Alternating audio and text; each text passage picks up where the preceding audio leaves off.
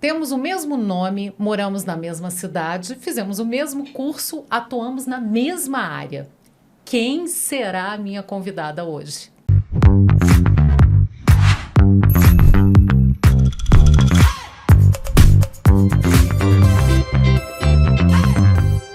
Somos as Marcinhas da Cultura. Márcia Witzak, que alegria te receber aqui hoje. Mais do que uma colega, uma grande amiga, uma pessoa que eu gosto demais da conta. Verdade, Marcinha. Como você falou, nós somos comadres, né? É papo de comadre, e né? A gente hoje tem vai ser tanta coisa em comum. Né? Nós temos o mesmo nome, nós escolhemos a mesma profissão, nós amamos a mesma coisa, né? Nós amamos a arte, a cultura de Brasília, os artistas nos têm como referência. Então é uma honra estar aqui com você. E eu sou confundida com você o tempo todo. Eu adoro isso. Eu recebo parabéns pela minha coluna no rádio. Até hoje algumas pessoas comentam do Distrito Cultural, mas eu sempre passo para a Marcinha. Eu adoro essa confusão. É a referência que as pessoas têm, né? E a gente, essa coisa do mesmo nome, as Marcinhas da Cultura. A gente ficou meio essa marca registrada assim de Brasília. As duas apaixonadas pela cidade, as duas apaixonadas pela cultura candanga. Então, e as duas passaram pela Globo. E as duas passaram pela UNB também. Pela UNB também. Então, assim, o nosso caminho foi ali sempre paralelo, né? A gente sempre estava ali lado a lado e sempre uma apoiando a outra. Sempre foi muito legal, porque quando eu tava... trocou muito, né? Sempre, muito. Quando eu estava apresentando o DFTV, você estava começando a agenda do DFTV, então a gente tinha aquela parceria ali, vamos fazer o melhor jornal, vamos fazer o melhor jornal. Então sempre foi muito legal. E agora, com a tua saída da emissora, eu acho que houve uma chuva de carinho. Verdade. Acho que assim, a classe cultural te abraçou de uma maneira tão afetuosa. Você esperava isso? Como é que foi esse abraço, esse encontro, esse acolhimento que te deram? Marcinha, eu sabia que o meu trabalho de divulgação era importante. Porque essa pretensão que eu sempre tive e você também tem, de colocar a cultura local em evidência, muito mais do que a que vem de fora, isso é uma coisa importante. Eu vejo isso muito forte no Nordeste, né? Na Bélgica, onde eu fiz estágio numa televisão comunitária, eu via isso, como as pessoas tinham orgulho delas mesmas, e eu não via isso aqui em Brasília. Então, eu sabia que isso era um caminho importante e que os artistas se sentiam representados numa grande emissora de televisão, coisa que eles não estavam acostumados, né? Você falar com um artista que tem um trabalho muito legal, mas não tinha atenção. Então, você dá atenção para ele, você fazer com que ele se sinta importante, você colocar ele no ar, você fazer um concurso que ele possa mostrar a arte dele, eu sabia que isso era importante. Mas eu estava tão focada ali no meu trabalho, tão fechada na minha baia, que eu não tinha nem tempo de receber e de sentir essa energia, sabe? Aí, quando eu saio, as pessoas me abraçam e eu escuto coisas que eu falei, meu Deus, eu tive que levar isso até para terapia, porque assim, parecia que eles estavam falando de outra pessoa, mas sou eu, sabe? Eu sempre conto do Israel Paixão, que é uma paixão mesmo, né? Um rapper maravilhoso aqui de Brasília, que ganhou o Brasília Independente. Eu sou muito fã do Israel. E ele subiu ao palco num show de homenagem para mim e falou assim, Márcia, depois que eu apareci no seu concurso, na sua agenda, a minha família me reconheceu como artista, a minha comunidade mudou o olhar para mim. Não tem preço, né? Aí eu falei, meu Deus, então eu consegui fazer, porque eu achava que eu não estava conseguindo, né? A gente, quando está ali no dia a dia, era de segunda a sábado, um batidão, e eu fazia questão de falar com as pessoas, você sabe disso, né, Marcinha? Com todas as pessoas. Falar, olha, vai dar, não vai dar, isso dá, desse jeito não dá, faça assim, faça assado. Então, eu não tinha tempo até para curtir isso, né? Tanto que logo que eu saí, eu comecei a convidar alguns artistas, eu tinha que continuar, porque tem vários que merecem ainda, para ir à minha casa. Você não vai terminar nunca. Eles, não vai terminar nunca. Essa lista. Exatamente, é muito longa. Mas para eu dizer para essas pessoas que elas continuam sendo importantes para mim e que de uma certa forma, né, Marcinha, eu não consegui largar a coisa da cultura. Porque na hora que eu fechei a porta, eu falei, bom, um capítulo encerrado, um ciclo que se fechou, vamos trabalhar com outras coisas, né? Vou experimentar outros caminhos, outras coisas, que nada. Não tem jeito, mas né? E quando você vai fazer um Brasília Independente e agenda cultural, as pessoas continuavam mandando material para mim como se eu estivesse trabalhando. Mas é porque eu acho que você realmente conseguiu fazer bem essa leitura. Era uma coisa de se valorizar em Brasília o que vinha de fora. Então, era uma peça do Rio ou de São Paulo, as pessoas davam espaço na divulgação. Os próprios brasilienses compravam ingresso, queriam ir, tinham interesse, porque de repente era a cara que estava na televisão, que ia estar no palco, que, sem desmerecer, porque é um trabalho maravilhoso também, mas isso de você dar visibilidade para quem é do seu quintal, para quem está produzindo ali, né, do seu lado, coisas do seu boas, vizinho, coisas para dizer para as maravilhosas. pessoas que estão em casa, olha isso, gente, vocês já viram? Presta atenção. Conheçam, né? Exatamente. Você reclama de pagar R$10 para assistir um espetáculo desse e paga 100 e poucos para assistir um artista que vem de fora. Exatamente. Né? Então, eu acho que isso foi uma coisa muito significativa. Eu acho que por isso também esse carinho que a cultura tem por você. Foram vários shows, depois que você saiu da Globo, foram vários shows em homenagem a Márcia Bittak. Foram 2 shows enormes, maravilhosos, que eu dancei, que eu chorei, porque foram lindíssimos, assim. E cada depoimento, né, Márcia, que você nem imagina. Você nem imagina. Um dia eu estava passando no shopping e tinha um cantor aqui de Brasília que eu não conhecia pessoalmente, mas já tinha divulgado na agenda. Eu voltei, olhei e falei para ele assim, eu sabia que era você. Isso passou. E ele falou assim, o dia que você falou aquilo, sabe? Então, assim, são pequenas coisas que a gente vai fazendo que a gente não se dá conta, mas que você muda a vida da pessoa, que você muda o dia da pessoa, que a pessoa se sente importante, sabe? Com certeza. E isso tudo vale a pena. E é uma chancela, né? Estar na agenda era uma chancela de que aquele trabalho valia a pena ser visto. Então, eu acho que também tem isso, porque a área de cultura... É como se fosse um selo de qualidade, como né? se fosse um selo de qualidade. E as pessoas usam isso, inclusive, em editais. Com certeza, fiquei sabendo. É o portfólio, né? O portfólio delas tem, que elas apareceram na agenda, foram finalistas do Brasil Independente. E, gente, essas pessoas precisam disso. Precisam, porque elas já são muito boas. Eu acho que já tem uma coisa, no Brasil, não é só em Brasília, eu acho que tem uma desvalorização assim, da cultura como um todo. Se você trabalha com cultura, você não trabalha, né? Tem essa visão. As pessoas não conseguem ver a arte como uma profissão. E valorizar, né? E valorizar, exatamente. Então, eu acho que a agenda também teve esse papel, e você também teve esse papel. Então, eu acho que essa coisa do abraço é muito também um agradecimento por esse espaço que você abriu e esse selo de qualidade que você imprimiu para essas pessoas. Eu fiquei muito, muito lisonjeada, assim, porque o trabalho era todo deles, né, Marcinha? Porque são artistas que têm valor, que fazem coisas lindas. Então, eles têm que ser mostrados. E a gente estava falando antes do Brasil Independente e eu queria colocar todo mundo ali que fazia trabalhos legais. Então, muita gente me mandava música. Olha essa música que eu fiz. Vê se você consegue divulgar. Eu falei, quando você for fazer um show, eu divulgo. Mas eu não tenho onde fazer show. Ninguém quer ouvir música nova, eles só querem ouvir cover, só querem ouvir músicas antigas. Aí eu falei, não, tem que fazer alguma coisa. Foi aí que surgiu a ideia do Brasil Independente? Foi aí. Você lembra que o Carlos Braga, quando estava na Globo, começou um movimento assim. Ele fazia o Link Bandas todas as sextas-feiras no jornal dele, mas o formato ficou um pouco... Acabou o formato. Ele acabou, né? Acabou e tal. Mas aquilo ali já foi uma sementinha plantada.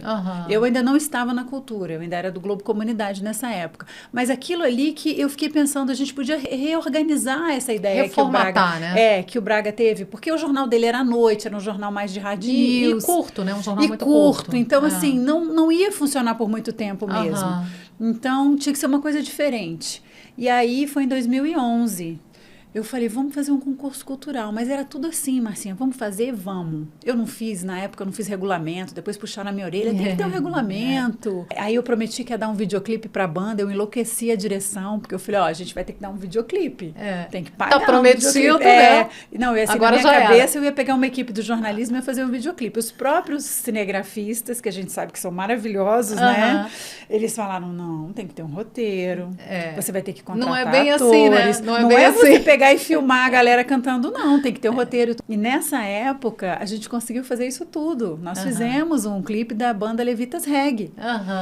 Lá do Guará. E aí a gente contratou atores, a gente tinha maquiadora, a gente tinha tudo, um esquema de cinema para fazer. Imagina o sonho, né? Que não é isso para uma foi banda maravilhoso daqui. Que teve essa oportunidade. A gente estava conversando muito sobre o Brasil Independente, porque eu recebi várias pessoas aqui, especialmente da cena do rock. O Felipe Seabra, que foi super seu parceiro no meu jurado. Todas as edições, eu acho, do Brasil apoiador. Independente, está sempre junto. Recebi Marcelo Barbosa, do Angra, Tomás Bertoni, da Scalene. Que também foi nosso parceiro. Todo mundo fala assim, especialmente não só da cena do rock, mas especialmente da cena do rock, que Brasília, que já foi esse celeiro maravilhoso de bandas e que conseguiu levar o nome, foi o rock, conseguiu levar o nome de Brasília para todos os outros estados do país de uma maneira positiva, que era uma coisa que Brasília se ressentia de ter sempre uma imagem negativa e tal, e o rock foi a primeira vez que a gente teve, não, eu sou de Brasília, capital do rock, a gente teve aquele orgulho de dizer. Eles dizem que realmente a cena está muito complicada para o autoral e que tem uma coisa meio de uma maldição do cover. Você sentiu isso para fazer o Brasília Independente? Foi uma coisa que você já estava sentindo ou o Brasília Independente veio e reforçou que estava realmente acontecendo isso? Não, foi exatamente isso que você falou. As bandas autorais, elas tinham um trabalho cover também, porque senão elas não tinham onde se apresentar. Aí elas se apresentavam e aí no meio lá das autorais, elas jogavam no meio do cover, elas jogavam uma autoral. Era a única maneira. Era a única maneira de mostrar, olha, a gente também faz música boa. E aí, um bom exemplo é a Daniela Firme, né? Da banda Rock Beats, que hoje é uma banda que já está fazendo sucesso no Brasil, e a Dani começou com autoral no Brasília Independente.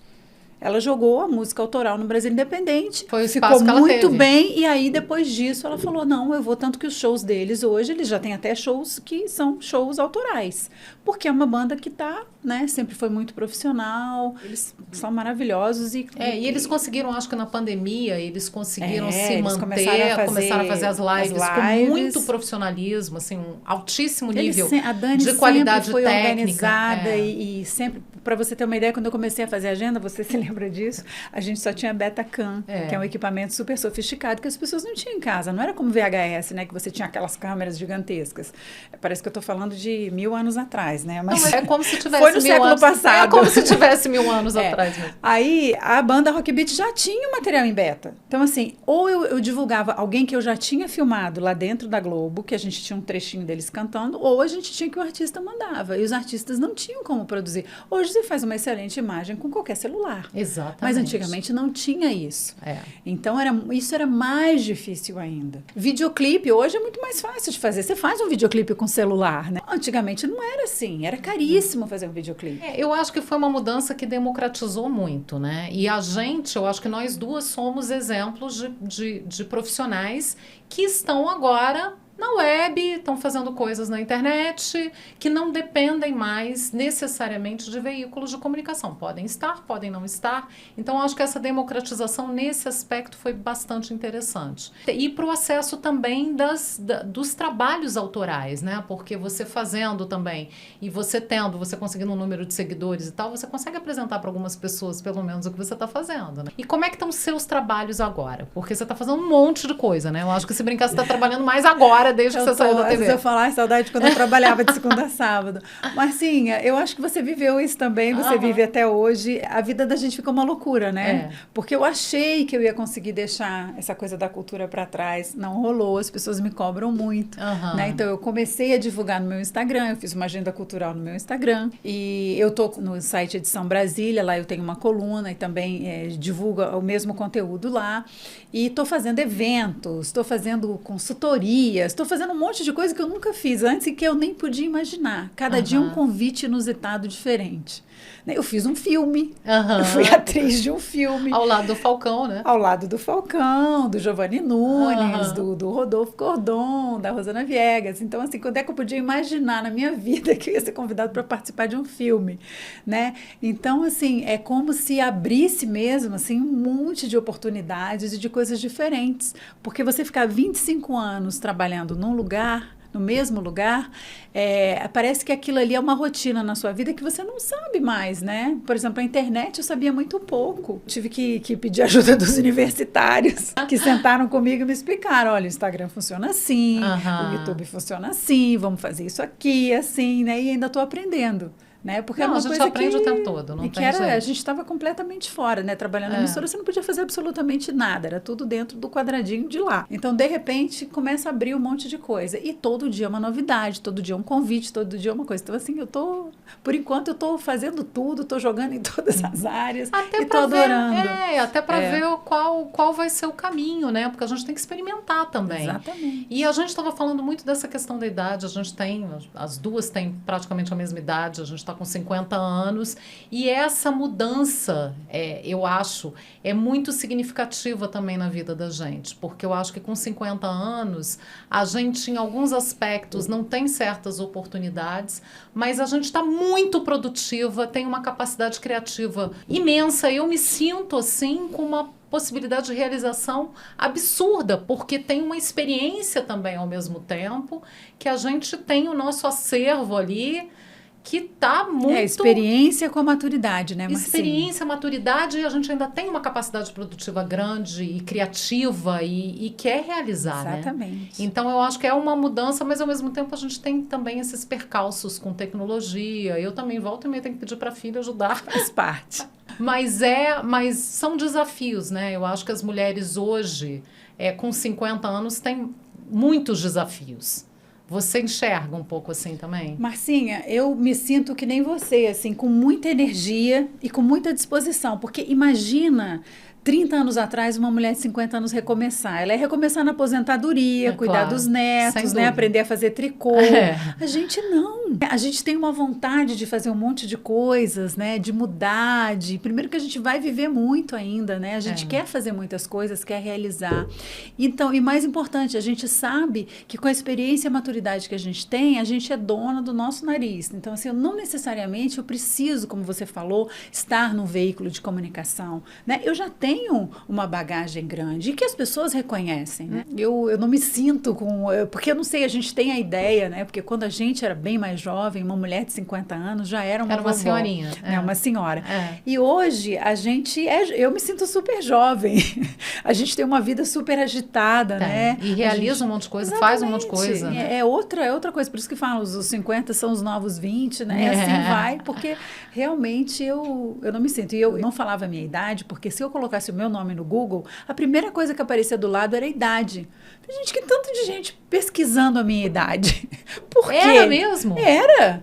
Primeiro era a idade do segundo marido, e agora, se você colocar lá, vai estar Márcia Bitzac demissão. Quero mudar isso. Então, assim, a curiosidade das pessoas, eu falo assim, por que as pessoas querem saber a minha idade? Na verdade, assim, Marcinha, elas, quando me viam, falam, nossa, eu vi você na televisão quando eu era pequeno, sabe? Mas eu ouço tipo isso assim, direto. Eu assisti o DFTV na época que você apresentava, e eu estudava, e chegava da escola. Eu falava, eu não sou a Xuxa. Mas, então, assim, as pessoas cresceram vendo a gente na TV. Então, acho que elas começaram, nossa, mas essa pessoa é antiga, né? Quantos anos será que ela tem? Né? Então, assim, a primeira coisa, quando eu fiz uma live, quando eu saí da TV, eu falei, olha, eu tenho 52 anos e passei a metade da minha vida dentro da TV. Então, eu vou reaprender agora, porque é metade da vida, né? É metade da vida. E não tem nenhum problema em dizer que eu tenho 52 anos e que... Sabe? Eu não tenho nenhum problema em dizer que eu tenho 51. Eu sou um ano mais nova que você. Não tem Boa nenhum ideia. Problema. Não tem nenhum problema em dizer. Mas eu acho que a sociedade ainda tem um certo preconceito, especialmente com as mulheres. Eu sinto isso no geral. Com as mulheres. Com as mulheres. Mais do que com os homens. Porque, por exemplo, no vídeo, isso já é mais antigo. Os homens mais velhos, eles continuavam no vídeo e estava ok. E as mulheres parecia que não podiam mais estar no vídeo, porque elas estavam envelhecendo. Então, tinha que botar uma pessoa mais jovem, né? Mais bonita e tal. Então, isso rola, assim. A gente vê que rola. Não adianta dizer que não, né? Eu passo dessas informações porque isso não vai me afetar.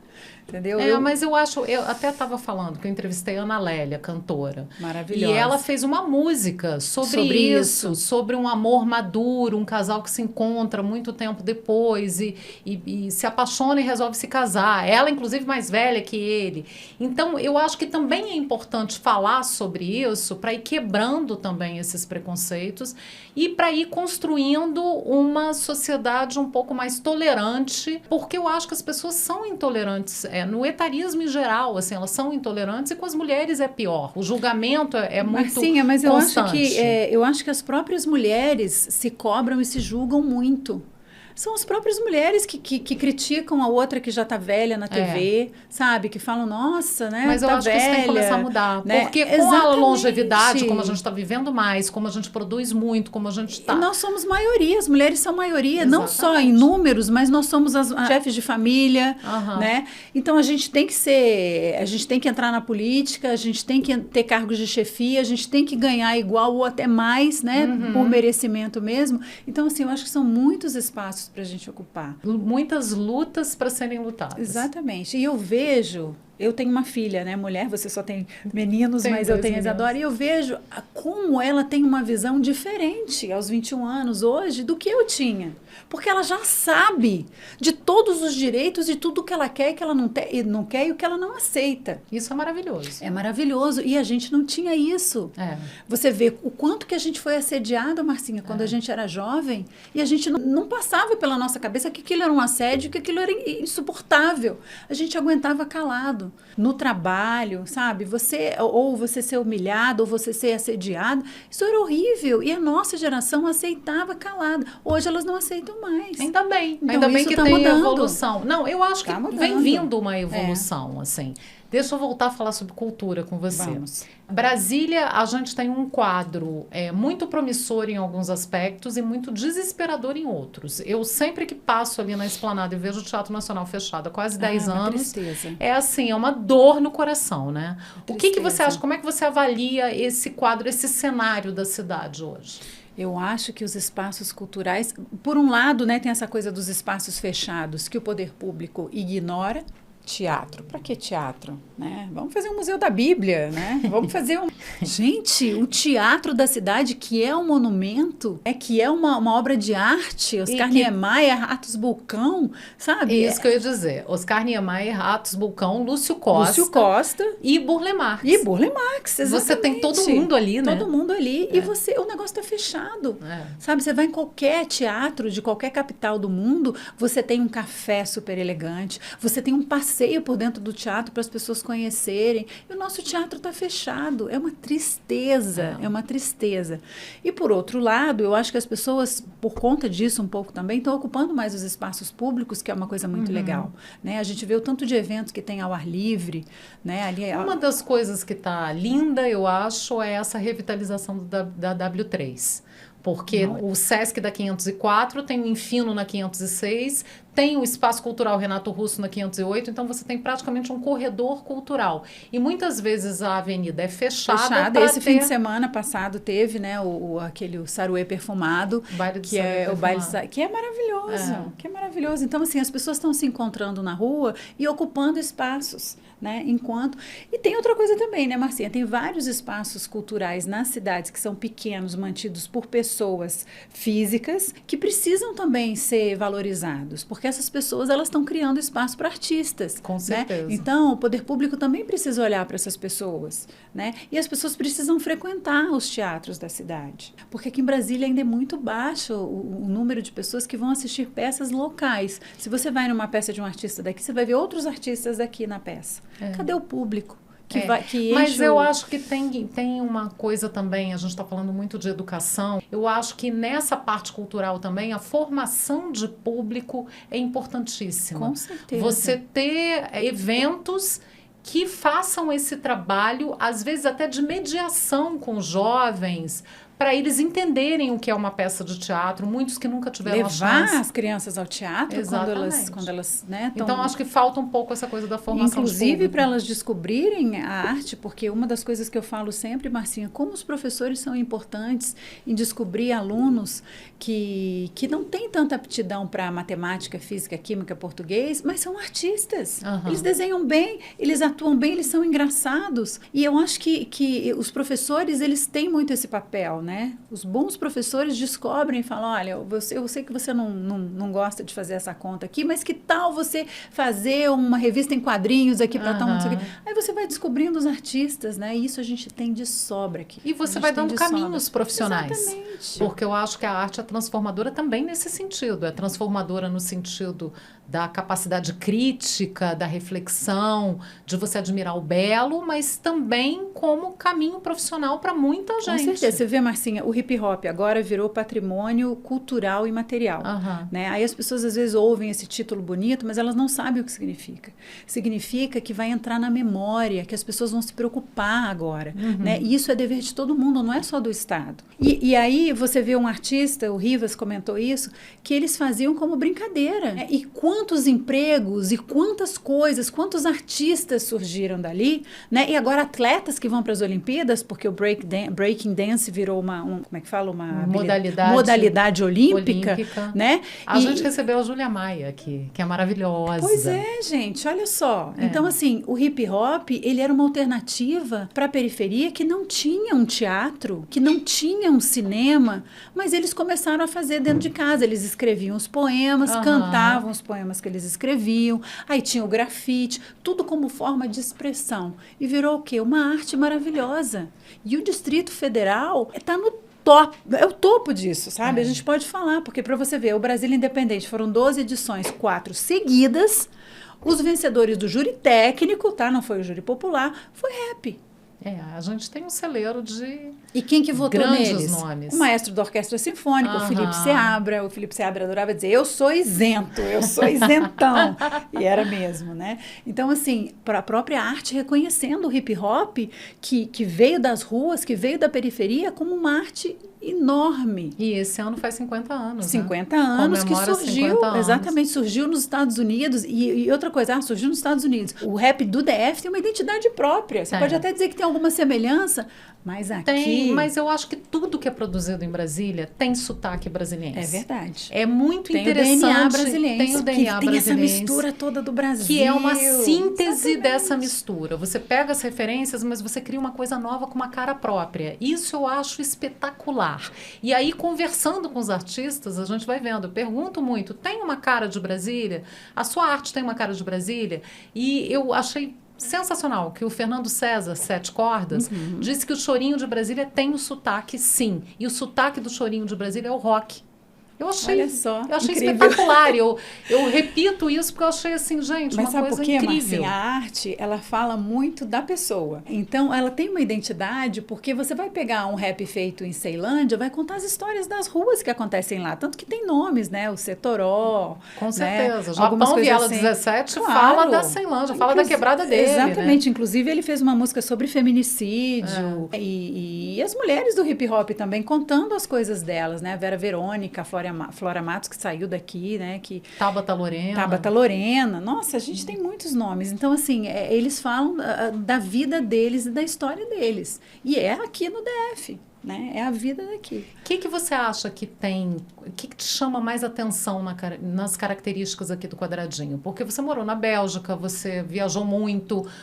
Quando você volta para cá, o que salta aos olhos? Que você fala, gente, é Brasília. Isso é Brasília. Brasília é uma cidade totalmente diferente de qualquer cidade do mundo, né, Marcinha? Não tem nada parecido. Não tem nada parecido. Primeiro que é uma cidade museu, né? É uma cidade que você anda e tem obra de arte de tudo que é lado, né? E aquela coisa que você falou de reconhecer. E as pessoas reconhecem, né? Você vai num lugar, tem um azulejo do Atos Bulcão, né? No Parque da Cidade. Aí você vê os jardins do Burle Marx. Então, assim, é uma cidade muito especial e que às vezes é mais reconhecida fora, os estrangeiros sabem disso, e às vezes a gente mora aqui, passa de ônibus todos os dias ali na esplanada dos ministérios e não observa isso, porque você vê aqueles espaços vazios, né, aquela coisa, aquilo ali te inspira. Eu acho assim muito mais agradável do que você pegar um ônibus e tá cheio de prédio, um monte de coisa. Não, Brasília tem esses espaços abertos. E aqui você vê o céu o tempo inteiro. Você vê o céu o tempo inteiro. É uma cidade poética. É uma cidade poética. É uma cidade incrível. E a gente já falou do rock, né? Mas a gente tem samba, a gente tem pagode de Brasília, Menos é Mais, de propósito, que estão estourando por aí, né? Um samba, um Marcelo Café, que acabou de fazer uma turnê internacional. Então, assim, a arte aqui é muito viva e muito maravilhosa. A gente é muito suspeita. O chorinho de Brasília é uma coisa escola.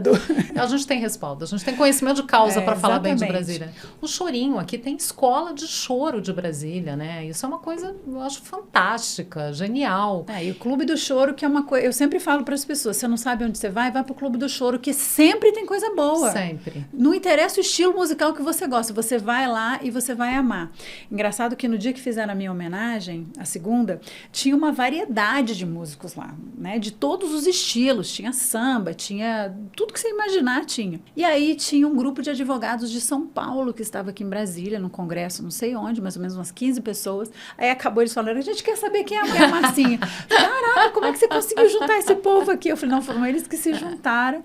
Eles falaram, que show maravilhoso! E assim, eram vários estilos. Então, o Clube do Choro, você não tem o que fazer em Brasília, vai no Clube do Choro. O que tiver lá, a curadoria isso da é diversidade também, né? A gente tem tudo aqui, Marcinha, né? E o Eixão. É maravilhoso. O Eixão Norte, outro dia eu fui lá, aí tinha, de um lado tinha samba, de um lado tinha jazz, tinha chorinho, choro no eixo. Então, assim, você vai andando assim e você vai encontrando arte, artista em tudo que é lugar. É a cidade vivendo a arte. Isso é maravilhoso. E essa ocupação dos espaços públicos, eu acho que Brasília convida a isso. Exatamente. Eu acho que é uma vocação, né? E agora tem essa coisa também de virar a cidade, de virar a capital dos festivais, que eu acho ótimo também, porque a gente já tem um festival de cinema, que é o mais tradicional do país. Exatamente. Então, você fomentar isso é muito interessante para a cidade e para os artistas, né? A pandemia deu uma parada boa, mas eu acho que agora a gente já está recuperando. Ainda bem, né? Ainda bem, assim, ainda bem, porque tinham vários projetos. O Carnaval de Brasília estava no topo, né? O Carnaval de rua deu uma murchada, mas já está voltando de novo. A gente é igual as árvores do Cerrado, né?